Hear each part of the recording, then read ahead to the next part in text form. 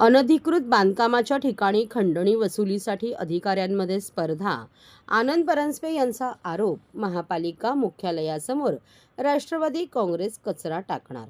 ठाणे शहरात मोठ्या प्रमाणावर कचरा साचला असून सामान्य ठाणेकर त्रस्त आहेत. या प्रश्नावर 3 ते 4 दिवसात महापालिका प्रशासनाने तोडगा न काढल्यास राष्ट्रवादी काँग्रेसकडून महापालिका मुख्यालयासमोर कचरा टाकला जाईल असा खणखणीत इशारा राष्ट्रवादी काँग्रेसचे प्रदेश प्रवक्ते आनंद परांजपे यांनी आज येथे पत्रकार परिषदेत सांगितले. तसेच मुंबई महापालिकेतून ब्लॅकलिस्ट केलेल्या एका विशिष्ट ठेकेदारासाठी कचरा कोंडी घडवली जात आहे का, असा सवाल करीत मुंब्रा येथील अनधिकृत बांधकामाच्या ठिकाणाहून वसुली करण्यासाठी ठाणे महापालिकेतील काही अधिकाऱ्यांमध्ये स्पर्धा लागली आहे. या प्रकाराची दखल घेऊन मुख्यमंत्री देवेंद्र फडणवीस यांनी क्लीन टीएमसी मोहीम हाती घ्यावी असे आवाहन परांजपे यांनी केले. ठाणे शहरात ठिकठिकाणी साचलेल्या कचऱ्यामुळे ठाणेकरांची होणारी गैरसोय आणि मुंब्रा येथील अनधिकृत बांधकामाच्या ठिकाणावरून केल्या जाणाऱ्या खंडणी वसुलीच्या व्हायरल झालेल्या व्हिडिओ संदर्भात राष्ट्रवादी काँग्रेसचे प्रदेश प्रवक्ते आनंद परांजपे यांनी आज पत्रकार परिषद घेतली. त्यावेळी ते बोलत होते. ठाणे शहरात कचऱ्याच्या डम्पिंगचा प्रश्न सोडवण्यात प्रशासनाला अपयश आले आहे. या प्रकाराला प्रशासन जबाबदार आहे. तसेच वर्षानुवर्ष सत्ता राबवणाऱ्या पक्षाची कचऱ्यावर तोडगा काढण्याची नैतिक जबाबदारीही होती, असे नमूद करत आनंद परांजपे यांनी मुख्यमंत्री देवेंद्र फडणवीस यांनी मुंबई महापालिकेतील 1400 कोटी रुपयांची ब्लॅकलिस्ट केलेल्या एका आपल्या सगळ्या पत्रकारांचं या पत्रकार परिषदेमध्ये स्वागत करतो. खेळ खेळला जात आहे का, ठाणे शहरामधील अत्यंत एका महत्त्वाच्या प्रश्नावर पूर्ण झाली असूनही निविदा आपल्या सगळ्यांशी संवाद साधावा म्हणून आजच्या या पत्रकार परिषदेचं आयोजन केले. गेले 3-4 दिवस संपूर्ण ठाणे शहरामधनं कचरा उचलला जात नाहीये आणि शहरातील अनेक भागांमध्ये कचऱ्याचे ढीग हे दिसायला लागलेले आहेत. ठाणेकरांच्या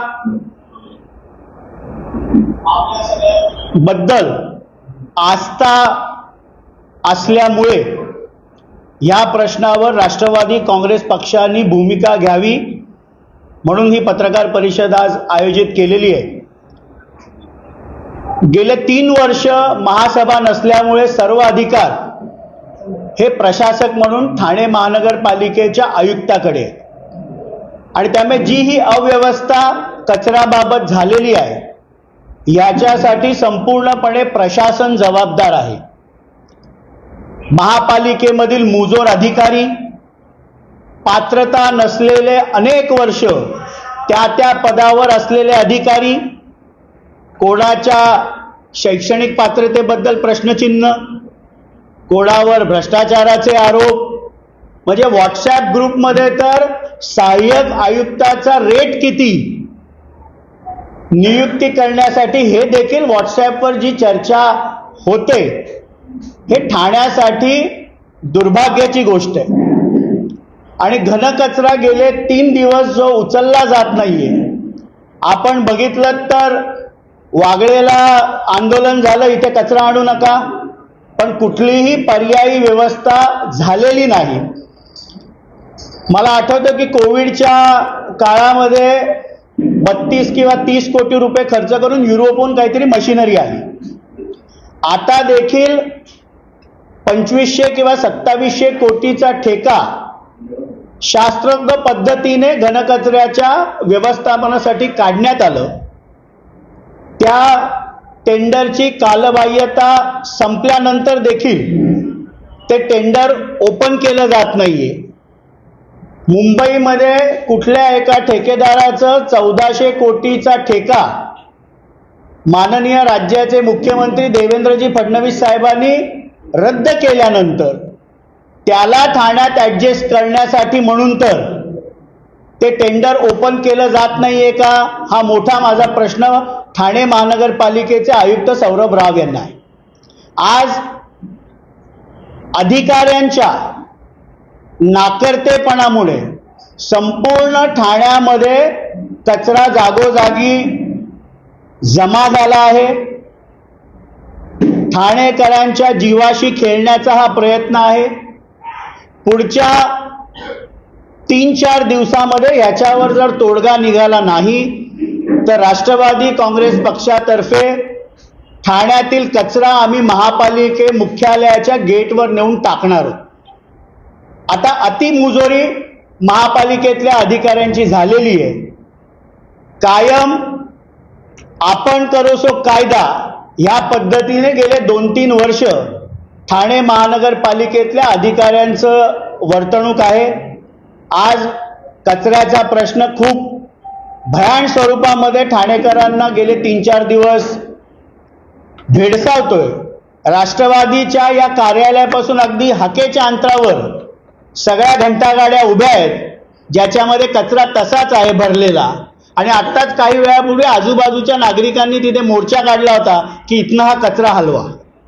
म्हणून पुढच्या 3-4 दिवसामध्ये जर ह्या कचऱ्याच्या नियोजनाबद्दल हा कचरा जर ठाणेकरांच्या जीविताला हानिकारक असलेला उचलला गेला नाही तर मुख्यालयाच्या दारावर जाऊन आम्ही कचरा तिथे फेकू.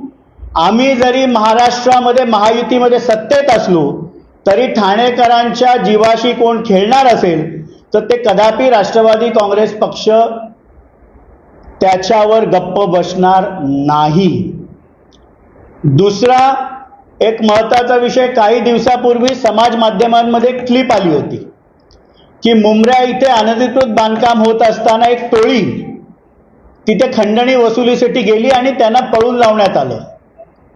त्या थोर समाजसेवकांची काही नावं मी घेऊ इच्छित नाही, पण आपल्याला सगळ्यांना ती नावं समाज माध्यमांमध्ये जी आली होती.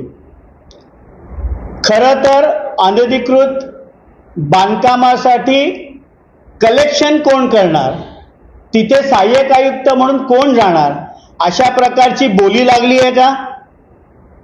एक अधिकारी जो 28 फेब्रुवारीला निवृत्त झाला, ज्याच्या शैक्षणिक पात्रतेबद्दल कायम प्रश्नचिन्ह होतं, त्याची पात्रता नसताना वादग्रस्त अशी त्याची कारकीर्द राहिली, तो निवृत्त झाल्यानंतर त्याच्या जागी जाऊन या सर्व अनधिकृत बांधकामांकडनं कोण वसुली करणार याची जणू स्पर्धाच ठाणे महानगरपालिकेच्या अधिकाऱ्यांमध्ये लागली. आणि म्हणून अधिवेशन चालू आहे. माझी आयुक्तांना विनंती आहे की मुंब्रा इथे सहारा सिटी असेल, खान कंपाऊंड असेल, इथे स्वतः आपण जा. म्हणजे त्या क्लिपमध्ये ज्या प्रमाणात मोठी अनधिकृत बांधकामं, जसं काही कॉम्प्लेक्सचं बांधकाम चाललंय अशा पद्धतीने त्या क्लिपमध्ये दिसत होतं.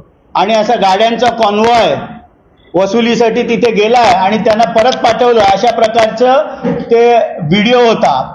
माझी आयुक्त सौरभ राव यांना विनंती आहे की केबिनमधनं बाहेर पडा, मुंब्र्याला जाऊन स्वतः अनधिकृत बांधकामाची आपण पाहणी करा. आपले खालचे अधिकारी केवळ वसुलीच्या मागे लागले आहेत. आणि या निमित्ताने अधिवेशन चालू आहे. मी खास करून डॉक्टर जितेंद्र आव्हाड यांनी मागच्या अधिवेशनामध्ये तिकडे त्या अधिकाऱ्याच्या वतीने त्यांनीच स्वतः